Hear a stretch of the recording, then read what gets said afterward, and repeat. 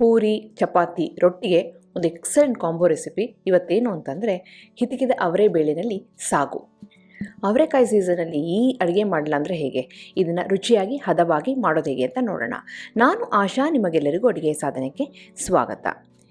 ಈ ಸಾಗು ಮಾಡೋದಕ್ಕೆ ಒಂದು ಸ್ಟ್ರಾಂಗ್ ಆಗಿರೋಂಥ ಮಸಾಲೆ ರುಬ್ಬಬೇಕಾಗುತ್ತೆ, ತುಂಬಾ ಮುಖ್ಯ. ಅದಕ್ಕೋಸ್ಕರ ಇಲ್ಲಿ ಒಂದು 3 ಟೇಬಲ್ ಸ್ಪೂನಷ್ಟು ಕೊಬ್ಬರಿ ತುರಿನ ನಾನಿಲ್ಲಿ ಒಂದು ಪಾತ್ರೆಗೆ ಹಾಕ್ಕೊಂಡು, ಜೊತೆಗೆ 1 ಇಂಚಿನಷ್ಟು ಚಕ್ಕೆ, 3 ಲವಂಗ, 1 ಟೇಬಲ್ ಸ್ಪೂನಷ್ಟು ಧನಿಯಾ ಬೀಜ, 1 ಟೀ ಸ್ಪೂನಷ್ಟು ಜೀರಿಗೆ, ಹಾಗೆಯೇ 5 ರಿಂದ 6 ಬೆಳ್ಳುಳ್ಳಿ, 1 ಇಂಚಿನಷ್ಟು ಶುಂಠಿ ಇಷ್ಟನ್ನು ತೊಗೊಂಡು, ಜೊತೆಗೆ 1 ಟೇಬಲ್ ಸ್ಪೂನಷ್ಟು ಗಸಗಸೆ ಸೇರಿಸಿದ್ದೀನಿ. ಸಾಗುಗೆ ಒಳ್ಳೆ ರುಚಿ ಕೊಡುತ್ತೆ. ಹಾಗೆಯೇ ಇದು ಕನ್ಸಿಸ್ಟೆನ್ಸಿ ಸ್ವಲ್ಪ ಗಟ್ಟಿಯಾಗಿರಲಿ, ಸಾಗು ತಿನ್ನೋದಕ್ಕೂ ರುಚಿಯಾಗಿರಬೇಕು, ಕನ್ಸಿಸ್ಟೆನ್ಸಿ ನೈಸ್ ಆಗಿರಲಿ ಅಂತ ಇಲ್ಲಿ ಒಂದು 7 ರಿಂದ 8 ಗೋಡಂಬಿ ಬೀಜನ ನೀರಿನಲ್ಲಿ ನೆನೆಸಿದ್ದೆ, ಅದನ್ನು ಸೇರಿಸ್ಕೊಂಡಿದ್ದೀನಿ. ಗೋಡಂಬಿ ಬೀಜ ಹಾಕೋಕ್ಕೆ ಇಷ್ಟ ಇಲ್ಲ, ಬೇಡ ಅಂತಂದರೆ 2 ಟೇಬಲ್ ಸ್ಪೂನಷ್ಟು ಹುರುಗಡ್ಲೆನ ಸೇರಿಸ್ಕೋಬೋದು. ಹಾಗೆ ಖಾರಕ್ಕೆ ತಕ್ಕಂತೆ ಇಲ್ಲಿ 3 ಕೆಂಪು ಮೆಣಸಿನಕಾಯಿ, 1 ಹಸಿ ಮೆಣಸಿನಕಾಯಿನ ಸೇರಿಸಿ, ಖಾರ ಜಾಸ್ತಿ ಬೇಕು ಅಂದರೆ ಜಾಸ್ತಿ ಹಾಕ್ಕೋಬೋದು. ಸ್ವಲ್ಪ ಅರಿಶಿನ ಪುಡಿನ ಹಾಕಿ ಈ ರೀತಿ ನೈಸಾಗಿ ರುಬ್ಬಿ ಸೈಡ್ನಲ್ಲಿ ಇಟ್ಟಿದ್ದೀನಿ. ಇವತ್ತಿನ ಈ ಹಿತಕಿದ ಅವರೆ ಬೇಳೆ ಸಾಗುನ ನಾನು ಅಗ್ಯಾರೋ ಅವರ ಟ್ರೈಪ್ಲೈ ಸ್ಟೀಲ್ ಕಡಾಯಿನಲ್ಲಿ ಮಾಡ್ತಾಯಿದ್ದೀನಿ. ದಪ್ಪ ತಳದ ಪಾತ್ರೆನ ತೊಗೊಳ್ಳಿ, ಆಗ ಕೆಳಗಡೆ ಅದು ಹಿಡಿಯೋದಿಲ್ಲ. ಇವಾಗ ಈ ಪಾತ್ರೆಗೆ ಮೊದಲು ನಾನು ಏನು ಹಾಕ್ತಾಯಿದ್ದೀನಿ ಅಂತಂದರೆ 1 ಟೇಬಲ್ ಸ್ಪೂನಷ್ಟು ಎಣ್ಣೆನ ಸೇರಿಸಿ ಅದಕ್ಕೆ ಒಂದು ಸಿಂಪಲ್ಲಾಗಿ ಒಗ್ಗರಣೆ ಸೇರಿಸಬೇಕಾಗುತ್ತೆ. ಆಗಲೇ ಮಸಾಲೆನ ರುಬ್ಬಿದ್ದೀವಿ, ಮೇಜರ್ ಕೆಲಸ ಮುಗ್ದಿದೆ. ಈಗ ಒಂದು ಸಿಂಪಲ್ಲಾಗಿ ಒಗ್ಗರಣೆ ಹಾಕಿ ಅವರೆ ಬೇಳೆ ಹಾಕೋದಷ್ಟೇ. ಅದನ್ನ ಹೇಗೆ ಮಾಡೋದು ನೋಡ್ಕೊಂಡು ಹೋಗೋಣ. ಆ ಎಣ್ಣೆ ಬಿಸಿ ಆದಮೇಲೆ ಇಲ್ಲಿ 1 ಟೀ ಸ್ಪೂನಷ್ಟು ಸಾಸಿವೆನ ಹಾಕಿ, ಸಾಸಿವೆ ಚೆನ್ನಾಗಿ ಸಿಡಿದ ಮೇಲೆ ಒಂದು ಸ್ವಲ್ಪ ಕರಿಬೇವಿನ ಎಣ್ಣೆನ ಹಾಕ್ಕೊಳ್ತಾ ಇದ್ದೀನಿ. ಅದಾದಮೇಲೆ 1 ಈರುಳ್ಳಿನ ಇಲ್ಲಿ ಸಣ್ಣದಾಗಿ ಕಟ್ ಮಾಡಿಕೊಂಡು ಅದನ್ನು ಸಹ ಸೇರಿಸ್ಕೊಳ್ತಾ ಇದ್ದೀನಿ. ಒಂದೇ ಒಂದು ಈರುಳ್ಳಿ ಸಾಕು, ಜಾಸ್ತಿ ಈರುಳ್ಳಿ ಹಾಕಬೇಡಿ, ಯಾಕೆಂದರೆ ತಿನ್ನಬೇಕಾದ್ರೆ ಜಾಸ್ತಿ ಅವರೆ ಬೇಳೆ ಬಾಯಿಗೆ ಬಂದರೆ ರುಚಿಯಾಗಿರುತ್ತೆ. ಈ ಈರುಳ್ಳಿ ಲೈಟಾಗಿ ಪಿಂಕ್ ಆಗಿದೆ ಅಂದಾಗ 1 ಟೊಮೆಟೊ ಹಣ್ಣನ್ನು ಸೇರಿಸಿ ಅದನ್ನೂ ಸಹ ಸಣ್ಣದಾಗಿ ಕಟ್ ಮಾಡ್ಕೊಂಡಿದ್ದೀನಿ. ಟೊಮೆಟೊ ಹಣ್ಣು ಚೆನ್ನಾಗಿ ಬಾಡಬೇಕು. ಈ ಟೊಮೆಟೊ ಹಣ್ಣನ್ನು ಬಾಡಿಸ್ಬೇಕಾದ್ರೇ ಇಲ್ಲಿ ಸ್ವಲ್ಪ ಉಪ್ಪನ್ನು ಸೇರಿಸಿದ್ದೀನಿ. ಉಪ್ಪನ್ನೆಲ್ಲ ಹಾಕಿ ಚೆನ್ನಾಗಿ ಮಿಕ್ಸ್ ಮಾಡ್ತಾಯಿದ್ದೀನಿ. ಟೊಮೆಟೊ ಹಣ್ಣು ನೈಸ್ ಆಗಬೇಕು, ಅಲ್ಲಿವರೆಗೆ ಇದನ್ನ ಬಾಡಿಸೋಣ. ಮುಚ್ಚಿಬಿಟ್ಟು 1 ನಿಮಿಷ ಲೋ ಫ್ಲೇಮಲ್ಲಿ ಬಿಟ್ಟರೆ ಈ ಟೊಮೆಟೊ ಹಣ್ಣು ಚೆನ್ನಾಗಿ ಸಾಫ್ಟ್ ಆಗುತ್ತೆ, ಹಾಗೆಯೇ ಈರುಳ್ಳಿನೂ ಚೆನ್ನಾಗಿ ಸಾಫ್ಟ್ ಆಗುತ್ತೆ. ಈಗ ನೋಡಿದ್ರೆ ಎಲ್ಲ ಒಗ್ಗರಣೆ ರೆಡಿಯಾಗಿದೆ. ನೆಕ್ಸ್ಟ್ ನಾವು ಏನು ಮಾಡಬೇಕು ಅಂತಂದರೆ ಇಲ್ಲಿ 1.5 ಕಪ್ಪಿನಷ್ಟು ಹಿತಕಿದ ಅವರೆ ಬೇಳೆನ ತೊಗೊಂಡಿದ್ದೀನಿ. ಈ ಅವರೆ ಬೇಳೆ ಫ್ರೆಶ್ ಆಗಿದ್ದರೆ ತುಂಬಾ ಒಳ್ಳೆಯದು, ಫ್ರಿಜ್ಜಲ್ಲಿ ಇಡಬೇಡಿ. ಹಿತಕ್ಬಿಟ್ಟು ಡೈರೆಕ್ಟಾಗಿ ಸಾಗು ಮಾಡಿದಂತೆ ಎಕ್ಸಲೆಂಟ್ ಆಗಿರುತ್ತೆ.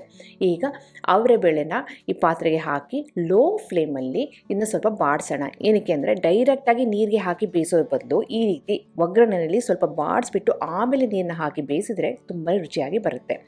ಈಗ ಅವರೆ ಬೇಳೆನ 1-2 ನಿಮಿಷ ಚೆನ್ನಾಗಿ ಬಾಡಿಸಿದ್ದೀನಿ ಲೋ ಫ್ಲೇಮಲ್ಲಿ. ಸ್ವಲ್ಪ ಅದ್ರ ಚರ್ಮನೂ ಸಹ ಸಾಫ್ಟ್ ಆಗಿದೆ. ಈವಾಗ ಈ ಅವರೆ ಬೇಳೆ ಬೇಯಿಸೋಷ್ಟು ನೀರನ್ನ ಇದಕ್ಕೆ ಸೇರಿಸಬೇಕಾಗುತ್ತೆ.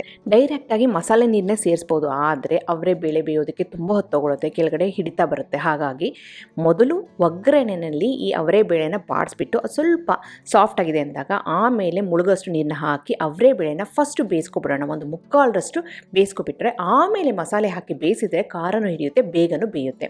ಡೈರೆಕ್ಟಾಗಿ ನೀವು ಮಸಾಲೆ ಹಾಕಿ ಬೇಯಿಸ್ಬಿಟ್ರೆ ಕೆಳಗಡೆ ಹಿಡಿತಾ ಬರುತ್ತೆ, ಬೇಯೋದು ಲೇಟ್ ಆಗುತ್ತೆ. ಈಗ 3/4 ಭಾಗದಷ್ಟು ಬೆಂದಿದೆ ಅಂದಾಗ ನಾವು ಮೊದಲೇ ರುಬ್ಬಿಟ್ಕೊಂಡಂಥ ಆ ಸ್ಟ್ರಾಂಗ್ ಆಗಿರೋಂಥ ಮಸಾಲೆನಲ್ಲಿ ಸೇರಿಸ್ತಾ ಇದ್ದೀನಿ. ಈ ಮಸಾಲೆಗೆ ಗಸಗಸೆ ಹಾಕಿದ್ದೀವಿ, ಗೋಡಂಬಿ ಬೀಜ ಹಾಕಿದ್ದೀವಿ, ಹಾಗೆಯೇ ಗರಂ ಪದಾರ್ಥಗಳನ್ನ ಸೇರಿಸಿರೋದ್ರಿಂದ ಸ್ವಲ್ಪ ಸ್ಟ್ರಾಂಗ್ ಆಗಿರುತ್ತೆ. ನಿಮಗೆ ರುಚಿ ನೋಡಿಕೊಂಡು ಹೆಚ್ಚು ಕಡಿಮೆ ಮಾಡ್ಕೊಳ್ಳಿ. ಗೋಡಂಬಿ ಬೀಜ ಬೇಡ ಅಂದರೆ ನಾನು ಹುರುಗಡ್ಲೆ ಸೇರಿಸ್ಬೋದು, ಮೊದಲೇ ಹೇಳಿದೆ. ಇವಾಗ ಮಸಾಲೆನ ಹಾಕಿ ಸ್ವಲ್ಪ ನೀರನ್ನ ಹಾಕಿ ಕನ್ಸಿಸ್ಟೆನ್ಸಿ ಅಡ್ಜಸ್ಟ್ ಮಾಡ್ಕೊಂಡಿದ್ದೀನಿ. ಮತ್ತೆ ಒಂದು ಕುದಿ ಬಂದ ಮೇಲೆ ಮುಚ್ಚಿಬಿಟ್ಟು ಒಂದು 7 ರಿಂದ 10 ನಿಮಿಷ ಲೋ ಫ್ಲೇಮಲ್ಲಿ ಬೇಯಿಸಿದರೆ ಈ ಅವರೆ ಬೇಳೆ ಚೆನ್ನಾಗಿ ಸಾಫ್ಟಾಗಿ ಬೆಂದ್ಕೊಳ್ಳುತ್ತೆ. ಈ ಅವರೆ ಬೇಳೆ ಬೆಂದು ಸಾಫ್ಟ್ ಆಗಿರಬೇಕು, ಅದು ಶೇಪಲ್ಲಿರಬೇಕು, ಅದು ಗಮನದಲ್ಲಿ ಇಟ್ಕೊಳ್ಳಿ. ಜಾಸ್ತಿ ಬೇಯಿಸ್ಬಿಟ್ರೆ ಕಳ್ಕೊಬಿಡುತ್ತೆ, ಮಸಾಲೆಯಾಗಿ ಕಾಣೋದೇ ಇಲ್ಲ, ಎಲ್ಲ ಒಂಥರ ಗ್ರೈಂಡ್ ಮಾಡಿರೋ ಥರ ಕಾಣುತ್ತೆ. ಹಾಗಾಗಿ ಎಷ್ಟು ಬೇಯಿಸಬೇಕು ಅಂದರೆ ಚೆನ್ನಾಗಿ ಸಾಫ್ಟ್ ಆಗಿರಬೇಕು, ಆದರೆ ಶೇಪಲ್ಲಿರಬೇಕು. ಆವಾಗಲೇ ನೋಡೋದಕ್ಕೂ ರುಚಿಯಾಗಿರುತ್ತೆ, ತಿನ್ನೋದಕ್ಕೂ ಅದ್ಭುತವಾಗಿರುತ್ತೆ. ಲಾಸ್ಟಿಗೆ ಕೊತ್ತಂಬರಿ ಎಲೆನ ನಾನಿಲ್ಲಿ ಸೇರಿಸ್ತಾ ಇದ್ದೀನಿ. ರುಚಿಯಾದಂಥ ಅವರೆ ಬೇಳೆ ಸಾಗು ರೆಡಿಯಾಗಿದೆ. ಈ ಅವರೆ ಬೇಳೆ ಸಾಗು ಏನು ವಿಶೇಷ ಅಂತಂದರೆ ಇದನ್ನ ಅನ್ನಕ್ಕೆ ಹಾಕ್ಕೊಂಡು ಕಲ್ಸ್ಕೊಂಡು ತಿನ್ಬೋದು. ಪೂರಿಗಂತೂ ಎಕ್ಸಲೆಂಟ್ ಆಗಿರುತ್ತೆ. ಈ ಚಳಿಗಾಲಕ್ಕೆ ಬಿಸಿ ಬಿಸಿ ಉಬ್ಬಿದಂಥ ಪೂರಿ ಮಾಡಿಕೊಂಡು ಜೊತೆಗೆ ಈ ಅವರೆ ಬೇಳೆ ಸಾಗುನ ಹಾಕ್ಕೊಂಡು ತಿಂತಿದ್ರಂತೂ ಎಕ್ಸಲೆಂಟ್ ಆಗಿರುತ್ತೆ. ಪೂರಿ ಜೊತೆ ಏನು, ರೊಟ್ಟಿ ಚಪಾತಿ ಜೊತೆನೂ ಆಗಿರುತ್ತೆ. ಇವತ್ತು ನಾನು ಈ ಅವರೆ ಬೇಳೆ ಸಾಗು ಜೊತೆಗೆ ಉಬ್ಬು ಪೂರಿ ಮಾಡಿದ್ದೀನಿ. ಆ ಪೂರಿನೂ ತುಂಬ ಚೆನ್ನಾಗಿ ಬಂದಿದೆ. ಬಿಸಿ ಬಿಸಿ ಪೂರಿ, ಇದು ಅವರೆ ಬೇಳೆ ಸಾಗು ನೆಂಚ್ಕೊಂಡು ತಿಂತಿದ್ರಂತೂ ಆಹಾ ಅದ್ಭುತ. ನಿಮಗೆಲ್ಲ ಈ ರೆಸಿಪಿ ಇಷ್ಟ ಆಗಿದೆ ಅಂತ ಅಂದ್ಕೊಂಡಿದ್ದೀನಿ. ಖಂಡಿತವಾಗ್ಲೂ ಟ್ರೈ ಮಾಡಿ ಹೇಗೆ ಬಂತು ಅಂತ ನಾನು ಕಮೆಂಟ್ ಸೆಕ್ಷನ್ ದಯವಿಟ್ಟು ತಿಳಿಸಿ. ಹಾಗೆ ನೀವಿನ್ನು ಅಡುಗೆ ಸಾಧನೆಗೆ ಸಬ್ಸ್ಕ್ರೈಬ್ ಆಗಿಲ್ಲ ಅಂದರೆ ತಡೆ ಯಾಕೆ ಈಗಲೇ ಸಬ್ಸ್ಕ್ರೈಬ್ ಆಗಿ ಪಕ್ಕದಲ್ಲಿರುವ ಬೆಲ್ ಬಟನ್ ಕೂಡ ಟಚ್ ಮಾಡಿ. ನಿಮಗೆ ವಿಡಿಯೋ ಇಷ್ಟ ಆಯಿತು ಅಂದರೆ ಲೈಕ್ ಬಟನ್ನ ಕ್ಲಿಕ್ ಮಾಡಿ, ಫ್ರೆಂಡ್ಸ್ ಫ್ಯಾಮಿಲಿ ಜೊತೆ ಶೇರ್ ಮಾಡಿ. ಮತ್ತೊಂದು ಇಂಟ್ರೆಸ್ಟಿಂಗ್ ರೆಸಿಪಿಯೊಂದಿಗೆ ಭೇಟಿ ಆಗ್ತೀನಿ. ಎಲ್ಲರಿಗೂ thank you, bye bye, see you.